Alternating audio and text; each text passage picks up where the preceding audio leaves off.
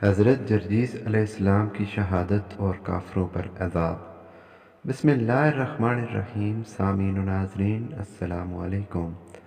جیسا کہ پچھلے حصے میں ہم نے دیکھا تھا کہ حضرت جرجیس علیہ السلام دادیانہ کے محل میں چلے گئے تھے کہ شاید وہ وہاں رہ کر ملعون کو راہ راست پر لا سکیں۔ چنانچہ ایک دن آپ تورات کی تلاوت کر رہے تھے تو دادیانہ ملعون کی بیوی حضرت کی زبانی تورات سن کر ایمان لائی اور مشرف بالاسلام ہوئی۔ ادھر کافروں نے سارے شہر میں یہ خبر پھیلا دی کہ حضرت جرجیس نے معاذ اللہ دولت کی لالچ میں بت کو سجدہ کیا۔ جب یہ بات اہل ایمان تک پہنچی تو وہ لوگ کسی طور ماننے کو تیار نہ ہوئے کہ حضرت جرجیس ایسا بدفعل کر سکتے ہیں۔ پس ایک دوسرے سے کہنے لگے کہ کس طور اس بات کی تصدیق کی جائے کہ جو بات کفار کرتے ہیں وہ جھوٹی ہے یا سچی۔ تب وہ بڑھیا کہ جس کا ذکر پیچھے گزرا ہے کہ وہ اپنے بیمار بیٹے کو حضرت جرجیس کے پاس لائی تھی اور ان کی دعا سے ان کی 2 بیماریاں دور ہوئیں اور 2 باقی تھیں، اور اس معجزے کو دیکھ ایمان لائی تھی۔ کہنے لگی، اے لوگو، اگر جرجیس نے ایسا کیا ہوگا جیسا یہ کافر کہتے ہیں تو یقیناً آپ کی دعا اب قبول نہ ہوگی۔ پس میں اپنے بیٹے کے ساتھ ان کی خدمت میں حاضر ہوتی ہوں اور ان سے اپنے بیٹے کے لیے دعا کا کہتی ہوں، پھر تمام سچ اور جھوٹ کا پتہ چل جائے گا۔ پس وہ عورت اپنے بیٹے کو لے کر حضرت جرجیس کی خدمت میں حاضر ہوئی اور تمام قصہ جو کافروں نے پھیلا رکھا تھا بیان کیا، اور اس کے بعد گویا ہوئی کہ اے نبی اللہ، یہ میرا بیٹا گونگا اور لنگڑا ہے، آپ اللہ سے دعا کریں کہ اس کے لیے یہ نقص ٹھیک ہو جائیں۔ تب حضرت جرجیس نے اس لڑکے کو بلوایا اور اس سے فرمایا کہ اے لڑکے، اللہ کے حکم سے میری بات کا جواب دو۔ اس لڑکے نے فوراً کہا، لبیک یا نبی اللہ، اور اس کی جو زبان بند تھی اللہ کے حکم سے کھل گئی۔ تب وہ عورت سمجھی کہ یہ بات کافروں نے جھوٹ پھیلائی ہے۔ بعد اس کے حضرت جرجیس نے فرمایا، اے لڑکے، اللہ کے حکم سے اٹھو اور بت خانے میں جاؤ اور تمام بتوں کو کہو کہ تمہیں جرجیس نبی بلاتے ہیں۔ چنانچہ وہ لڑکا آپ کے کہنے پر اٹھا اور یہاں اس کے پاؤں ٹھیک ہوئے۔ پس وہ لڑکا سیدھا بت خانے میں گیا۔ اس بت خانے میں 70 بت رکھے ہوئے تھے۔ لڑکے نے جا کر کہا، اے بتو، تم کو جرجیس نبی بلاتے ہیں، پس اللہ کے حکم سے اٹھو اور میرے ساتھ چلو۔ پس تمام بت اس بت خانے کے سرنگوں کے ساتھ اس لڑکے کے ساتھ حضرت جرجیس کی خدمت میں پہنچے۔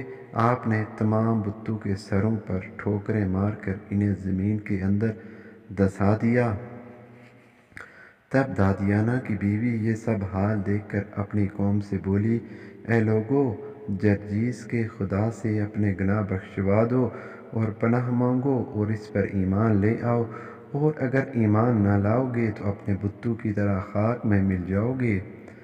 تب دادیانہ پلید اپنی بیوی سے بولا، اے بی بی، آج 7 برس ہوئے جرجیس ہم کو تبلیغ کرتا ہے اور معجزے اور دلائل دیتا ہے، پر ہم ایمان نہیں لائے، اور تم صرف ایک دن کے معجزے سے اس پر ایمان لائی ہو۔ تب وہ بولی، اے صاحب، تم شکارت ازلی سے اس پر ایمان نہ لائے، شکی رہے، اور مجھ کو سعادت ازلی تھی، سو میں ایمان کی سعادت حاصل کی۔ تب یہ سن کر دادیانہ ملعون نے اسے دار پر کھینچا۔ جب اس کی جان نکلنے والی تھی تو اس نے کہا کہ اے میری قوم، گواہ رہنا کہ میں کامیاب ہوئی اور جاں بحق تسلیم ہوئی۔ بعد اس کے جرجیس نے اپنا روئے مبارک آسمان کی طرف کر کے کہا، یا رب، تو دانا و بینا ہے، آج 7 برس سے میں تیف اٹھاتا ہوں۔ تو نے وعدہ فرمایا تھا کہ 7 برس کافروں کے ہاتھ سے رنج و غم اٹھاؤ گے، سو آج مدت پوری ہوئی۔ اب میں اور صبر نہیں کر سکتا، میں ان کافروں سے عاجز ہو چکا ہوں، پس اب مجھ میں اور دکھ سہنے کی طاقت نہیں، مجھے شہادت نصیب فرما اور شہیدوں میں داخل کر اور ان کافروں پر اپنا عذاب نازل کر، اور جو لوگ تجھ پر ایمان لائے ہیں ان پر رحمت نازل فرما۔ پر جرجیس نے دعا سے فراغت حاصل کی۔ ایک آتش غضبناک آسمان سے نازل ہوا، رعد اور بجلی کڑکی اور ان کافروں پر گری۔ یہ دیکھ ملعونوں نے حضرت پر تلواریں کھینچ ماریں کہ یہ سب ان کی دعا کے سبب ہوا۔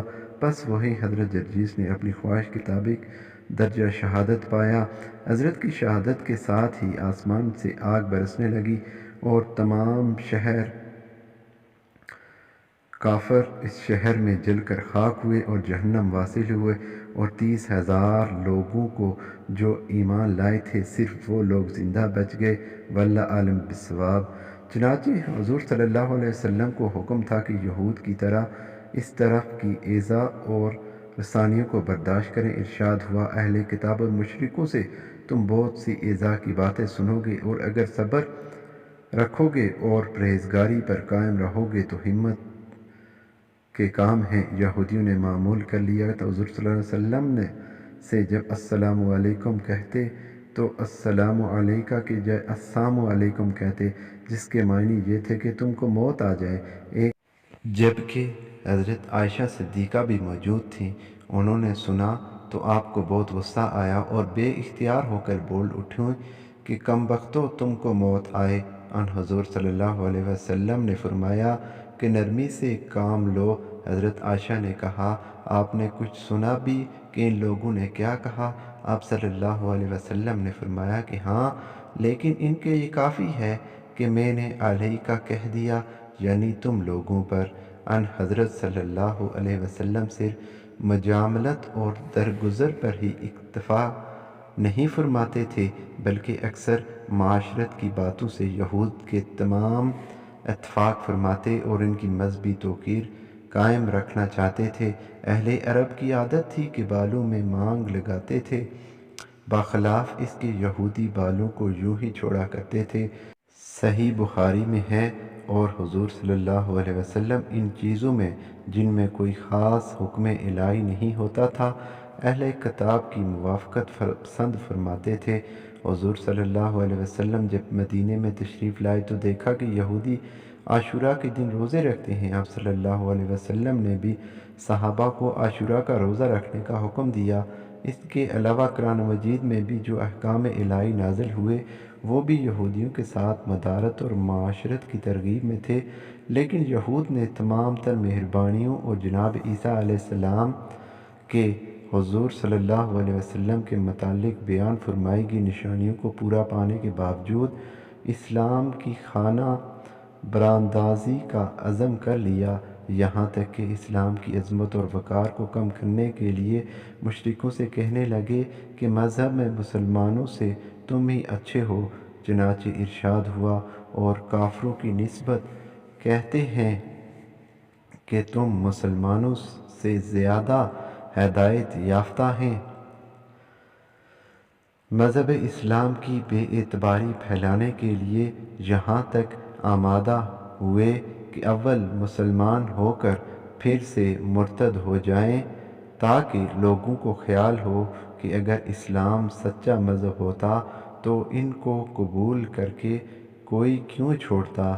چنانچہ قرآن میں ہے، اور اہل کتاب میں سے ایک گروہ کہتا کہ مسلمانوں پر جو اترا ہے ان پر صبح کو ایمان لاؤ اور شام کو اس سے پھر جاؤ، شاید کہ وہ لوگ مسلمان بھی پھر جائیں۔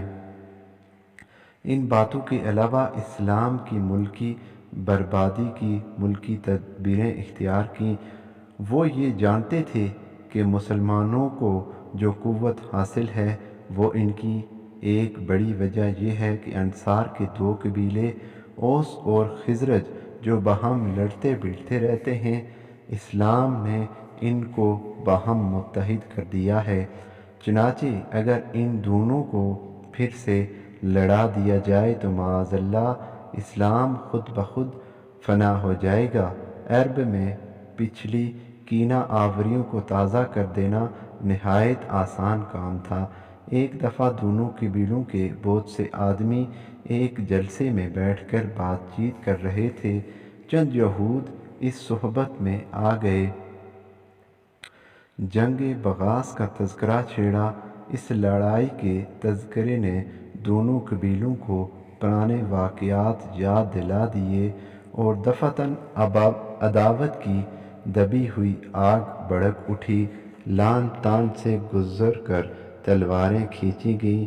حسن اتفاق تھے حضرت محمد صلی اللہ علیہ وسلم کو اس معاملے کی خبر پہنچ گئی تو آپ صلی اللہ علیہ وسلم نے فوراً موقع پر پہنچ کر وعظ و پند سے دونوں فریقین کو ٹھنڈا کیا۔ چنانچہ اس پر یہ آیت اتری: مسلمانوں، اگر تم اہل کتاب کے بعض لوگوں کا کہا مانو گے تو وہ تم کو ایمان لانے کے بعد پھر کافر بنا دیں گے۔ ابھی قصہ جاری ہے۔ اگر آپ کو ویڈیو پسند آئی تو لائک، کمنٹ، سبسکرائب ضرور کریں۔ بہت شکریہ۔